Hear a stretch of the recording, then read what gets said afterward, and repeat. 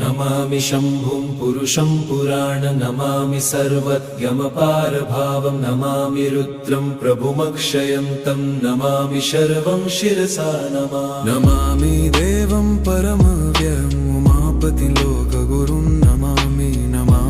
दारिद्र्यविदारणं तं नमामि रोगापहरणं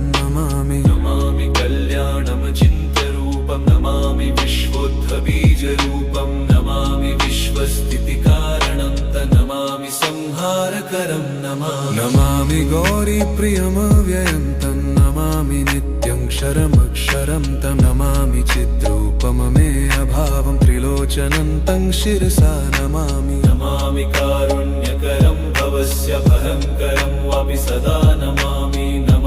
दातारं दीप्सितानं नमामि सोमेशमुमेशमादम।